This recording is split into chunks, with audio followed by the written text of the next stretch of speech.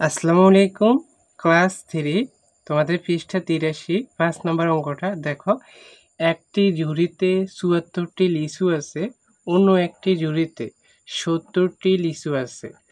দুটি ঝুড়ির লিচু একত্রে করে মানে যোগ করতে হবে। ৮ জনের মধ্যে সমানভাবে ভাগ করে দেওয়া হলো। পথ থেকে কয়টি করে লিচু পেল? পথ থেকে মানে একজনে কয়টা করে লিচু পেল?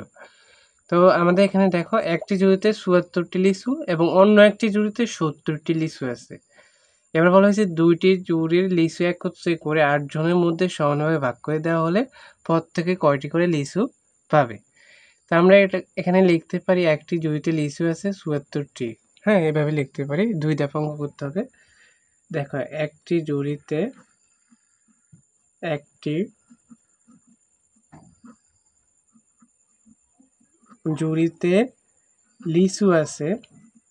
লিচু আছে ৭৪টি।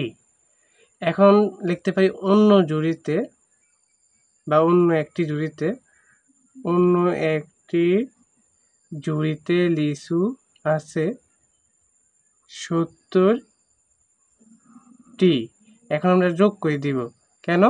কারণ এখানে বলা হয়েছে দুটি ঝুড়ির লিচু মানে দুইটি একত্রে করে। এখন একত্রে মানে যোগ করতে হবে আমাদের, এটা যোগ চিহ্ন। এখন যোগ করো তোমরা। ০ আর ৪ যোগ করলে হবে ৪। আর সাথে সাথে কত? সাতের পর থেকে কোনো আবার ৭ কর। ৮, ৯, ১০, ১১, ১২, ১৩, ১৪। তাহলে এখানে ১৪ ৪ হবে, এখানে লিখতে হবে ১ ১৪৪টি লিচু নাকি? আমরা লিখব, বলা হয়েছে দুটি ঝুড়ি লিচু একত্রে করে, তাহলে দুটি ঝুড়িতে মোট লিচু দুটি ঝুড়িতে মোট লিচু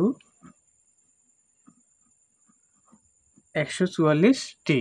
তারপর বলা হয়েছে ৮ জনের মধ্যে সমানভাবে ভাগ করে দেওয়া হলো। পথ থেকে কয়টি করে লিচু পেল? পথ থেকে মানে একজন। তাহলে আমরা লিখব ৮ জনে লিচু পায় ১৪৪টি। সুতরাং একজনে কয়টা ওইটা বের করতে হবে। তাহলে লিখব ৮ জনে লিচু পায়। ৮ জনে লিচু পেল বা পায় লিখলে হবে। ৮ জনে লিচু পেল লিখে আমরা লিচু পেল ১৪৪টি। সুতরাং একজনে লিচু পেল। এখন ভাগ করতে হবে। সমানভাবে ভাগ করে দেওয়া হলো, তাহলে ভাগ বুঝবে তোমরা এই কথাগুলো বললে। আর যেখানে এখনো দেখো এখানে ৮ বড় সংখ্যা, এখানে ১ ছোট সংখ্যা, তখনও দেখবে তোমরা ভাগ হয়ে যাবে অঙ্ক। যদি এখানে ১ থাকতো, এখানে ৮ থাকতো নিচে, তাহলে গুণ হতো। মানে উপরের সংখ্যা বড়, নিচের সংখ্যা যদি কম হয় তাহলে ভাগ করতে হয়। তাহলে ১৪৪ ভাগ হচ্ছে ৮টি। এখন আমরা দেখব ভাগ করে একজনে কয়টা করে লিচু পাবে। তো ভাগ তোমাদের এইভাবে দেখাই এখানে, তাহলে তোমরা বুঝবা। ৮ ভাগ ১৪৪। তো দেখো ৮-এর নামটা যদি আমরা পড়ি, ১ নিলে ভাগ যাবে না, ২ সংখ্যা নিতে হবে, ১৪ নিতে হবে। তো ৮-এর নামটা পড়ো। ৮ একে ৮, ৮ দুগুণে ১৬, ২ বার পড়লে বেশি হয়ে যায়, ১৬ হয়ে যায়। তাহলে একবার দিতে হবে। ৮ একে ৮। এখন বিয়োগ করতে হবে। ৮ আছে ১৪ হবে কত হলে? ৮-এর পরে ৯, ১০, ১১, ১২, ১৩, ১৪। ৬ হলে কত হলে? ৬ হলে হাতে আছে ১, একে মিলে গেলে ০, ০ লেখার দরকার নেই। আমরা এখন পরবর্তী সংখ্যা নামাবো। পরবর্তী সংখ্যা আছে ৪, ৬৪ হয়ে গেছে। এখন ৮-এর নামটা পড়ো। ৮ একে ৮, ৮ দুগুণে ১৬, ৩ ৮ ২৪, ৪ ৮ ৩২, ৫ ৮ ৪০, ৬ ৮ ৪৮, ৭ ৮ ৫৬, ৮ ৮ ৬৪। তাহলে ৮ বার পরিষ্কার মিলে গেছে না? তাহলে কত পেলাম আমরা? ১৮টি। তাহলে একজনে ১৮টি করে লিচু পেল। এই যে ১৮টি। তো এখন তোমরা অতএব লিখতে পারো। অতএব না লিখলেও সারে, তবু লিখবা। যারা একেবারে ভালো ছাত্র তারা লেখে অতএব, সরত এব, অতএব কমা দিবা, পথ থেকে, লাস্ট লাইন থেকে লিখবে যে পথ থেকে কয়টি করে লিচু পেল। অতএব পথ থেকে কয়টি জায়গায় লিখতে হবে 18টি করে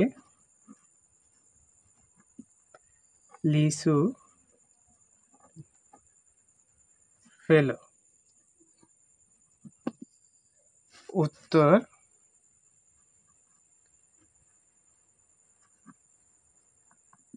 18টি। তো আশা করি তোমরা এই অঙ্কটা বুঝতে পেরেছো।